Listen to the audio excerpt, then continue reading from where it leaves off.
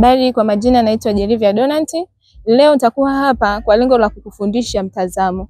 Kwanza kabisa tutaanza na maana halisi ya mtazamo, ambapo tutaelezea kwamba mtazamo ni hali au namna mtu anavyoyachukulia mambo au kuyatazama katika jicho la ndani.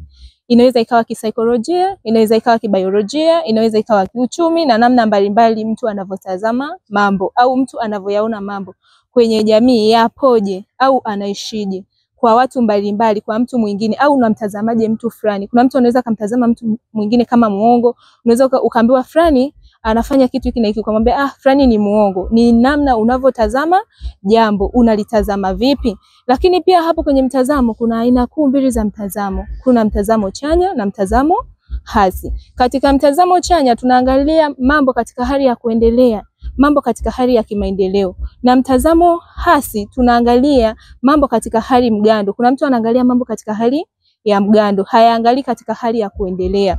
Kwa mfano, unaweza kumwambia mtu mwanamke anaweza kuwa kiongozi bora na akaongoza vizuri familia, akaongoza nchi na taifa lake, lakini mwanaume anayetazama kwa mtazamo hasi hataweza kumuelewa yule mtu kama anaweza kufanya maendeleo. Lakini anayemtazama kwa mtazamo chanya lazima ataona anafaa. Unapaswa kubadilisha mtazamo katika swala la siasa. Unaondoa mtazamo mgando katika swala la siasa. Binadamu yoyote hatakiwi kuwa na mtazamo mgando katika swala la siasa. Tukienda moja kwa moja, tunamaanisha kwamba siasa ni chombo kinachomuunganisha kati ya utawala ulio juu na wananchi, au viongozi walio juu na wananchi, au ni chombo kinachompa mwananchi au raia haki ya kufanya maamuzi katika jamii yake. Tukipitia katika falsafa mbalimbali tunaona kuwa kuna wanafalsafa wengi waliongelea siasa kama kina Plato na Aristotle, walielezea haya masuala kwa undani, jinsi gani jamii inavyoongoza, inavyoenda, binadamu na siasa wanaishije na vitu kama hivyo. Lakini pia katika jamii yetu tukiangalia historia za nyuma, watu waliishi katika siasa kwa kuchagua wafalme na viongozi mbalimbali waliongoza jamii zao jamii zao na community zao mbalimbali. Lakini pia unapaswa kubadili mtazamo na kuichukulia kama siasa sehemu ya maamuzi, sio kama siasa sehemu ya jokes na kuharibu mambo, kufanyia utani na mambo mbalimbali. Siasa ni kitu serious ambacho kinampa mtu nafasi ya kufanya maamuzi katika jamii yake. Kwa mfano, vijana wengi wameshindwa kujikita katika siasa ambayo itawasaidia kufanya maamuzi katika jamii, kuamua ni nani awaongoze, ni kiongozi gani awe juu yenu, ni nani anatakiwa kwenda katika masuala ya uongozi, nani akatuwakilishe. Mnaweza mkawa mnatazama katika hali ya utani na kumchagua mtu kwa sababu ni rafiki yangu, kwa sababu yuko namna hii, lakini unapaswa uangalie katika mtazamo chanya. Je, huyu tukimchukua akaenda katika hali fulani atatuwakilisha sisi kama vijana? Ataishi katika hali ya kama vijana tunavyotaka tuishi? Atatuongoza tuende katika hali ambayo sisi tunahitaji?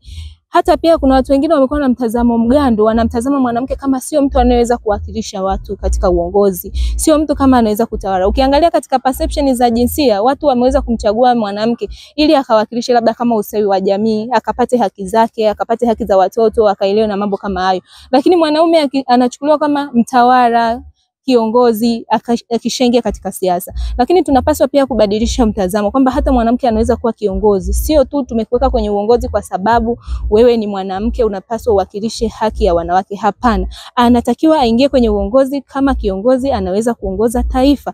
Pia hapo tunapaswa kubadilisha huo mtazamo mgando, sisi kama jamii na sisi kama vijana. Vijana tuna haki hiyo na unaweza kufanya kitu kama hicho. Pia unatakiwa kuelewa kwamba mwanamke na mwanaume katika hali ya jinsia wote wanaweza pia kuwa viongozi, wanaweza kuwa watawala na wanaweza kufanya mambo mbalimbali na makubwa katika jamii. Habari, naitwa Deborah Hosea, nasoma kozi ya jinsia na maendeleo ya jamii. Niko hapa katika kuendeleza alipoishia mwenzangu kuhusiana na mtazamo. Je, ni maeneo gani tunapaswa kuondoa mtazamo hasi au mtazamo mgando hasa kwa vijana? Eneo la kwanza ambalo naenda kuzungumzia ni katika eneo la uchumi. Je, ni vijana wengi wana mtazamo gani katika uchumi, katika nyanja ya uchumi? Moja kati ya mtazamo hasa ambao vijana wengi hasa wa Kitanzania unawakumba ni mtazamo wa kwamba ili mimi niweze kufanikiwa kiuchumi ni lazima niwe mwajiriwa, lazima niajiriwe labda na serikali au niajiriwe na taasisi fulani. Lakini ni kitu ambacho hicho kimekuwa ni mtazamo mgando, hakuna ukuaji, hakuna uendelevu, kwamba naweza kufanya kazi zangu binafsi, naweza kufanya chochote, nikawa labda mjasiriamali au nikawa ni mtu ambaye naweza kuzalisha ili kujikwamua kiuchumi au kujiendeleza katika nyanja ya uchumi.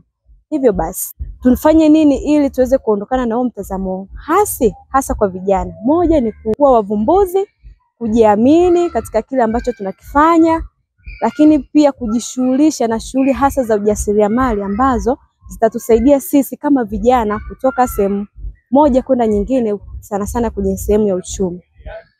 Lakini pia tukizungumzia katika jamii kwa ujumla, jamii inachukuliaje hasa katika uchumi? Jamii inawachukuliaje hasa wanawake? Tukienda kwenye masuala sasa ya kijinsia, jamii inawachukuliaje wanawake katika uchumi, nyanja ya uchumi? Moja kabisa, jamii kwa ujumla, kipindi cha nyuma kidogo, jamii ilikuwa inachukulia kama mwanamke ni mtu ambaye ni wa chini, mwanamke ni mtu ambaye anafanya kazi za nyumbani tu peke yake, mwanamke ni mtu ambaye hawezi kujishughulisha na shughuli ya kiuchumi. Hiyo ilikuwa ni mitazamo ya kwao, kitu ambacho kilikuwa ni mtazamo mgando, kitu ambacho kilikuwa ni mtazamo hasi. Lakini kwa sasa mwanamke tunamuona katika sehemu kubwa sana. Mwanamke anaweza akafanya jambo, anaweza akajishughulisha katika nyanja za uchumi, kielimu, anaweza akapanuka katika kufanyaje, kujikwamua kiuchumi. Na hii pia inasababisha maendeleo kwa ujumla, ambapo itatusaidia sisi kama vijana wa Tanzania au sisi kama Watanzania kutoka katika eneo moja kiuchumi kwenda katika eneo nyingine. Yote haya yanapaswa tuyafanye, kuyazingatia ili tuweze kufanyaje, kujikwamua kiuchumi. Kwa majina naitwa Neema Ndalawa kutoka kozi ya jinsia na maendeleo ya jamii. Leo naenda kuzungumzia namna ya kuondoa mtazamo mgando katika swala la imani. Tunavyojua imani inaweza kumuathiri mtu kama atafikiria negativity au positivity katika maisha yake. Lakini kwa muda huu ningependa kuwaasa sana vijana wenzangu kufikiria mtazamo positive kwenye swala la imani, kwani linaweza likaathiri au lina mchango mkubwa sana katika maisha yao. Vijana wengi sana wanakuwa na mtazamo hasi kwenye masuala ya imani katika jamii, haswa katika majukumu ya kazi, katika masuala ya imani za dini na masuala mbalimbali ambayo yanaweza kuleta na kuchochea maendeleo ya jamii katika jamii zetu. Kwa mfano, mara nyingi sana vijana wa kiume wanaamini kwamba mwanamke ana mchango mdogo sana katika swala la maendeleo